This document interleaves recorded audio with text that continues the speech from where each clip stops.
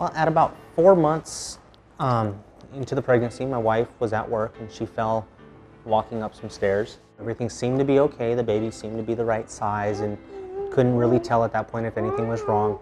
When we got to about 6 months in the pregnancy, they told us that the baby was still the size of a 4-month-old baby.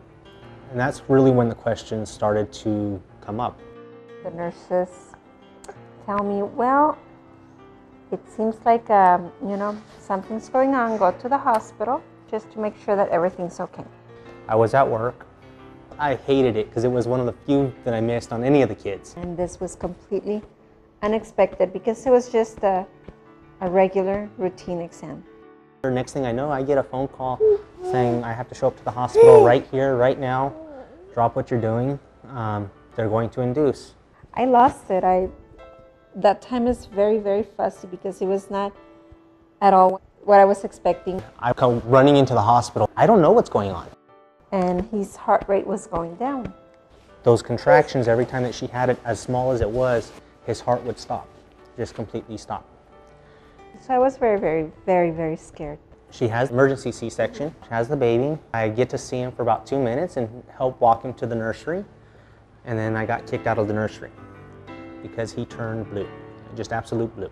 His arms were, full of IVs. They put a feeding tube down his nose, and it was very sad. His lungs were partially developed. His brain was not responsive to certain stimuli. On the little APGAR test that they did, he had a 0 all the way down. When you see a baby like that, so helpless. It was scary. It was absolutely scary. That's where we started realizing the signs for March of Dimes. On the walls, they have information about the March of Dimes. To see him less than 4 pounds being the biggest kid in the NICU. I mean, that just blew me away. Just to know that he was already bigger than them, that started giving us hope. Because of the research, now people know that it's okay to hold babies that are premature and that it is okay to breastfeed them, which is, for a mom like me, it was very important to feel that closeness with my baby. Of course, as a parent, the first thing is why? Why? I knew what to expect. I was not in darkness. To have a doctor actually sit down with you and explain to you, this is what's going on, this is why, this is what's happening. That's the peace of mind that they kind of helped give us. It was, I'm here, what are your questions? Let me help explain it to you. It was so many other things that were going on in his growth. You couldn't tell of it now as much as he's moving around, but we actually had a doctor that told us, I hope you believe in something higher than science, because it's going to take something stronger than what we know right now. And that just hit home.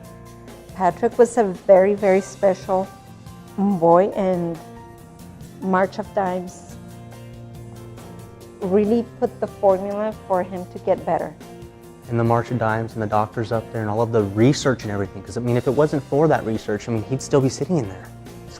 I am just so thankful, and I hope that people support March of Dimes.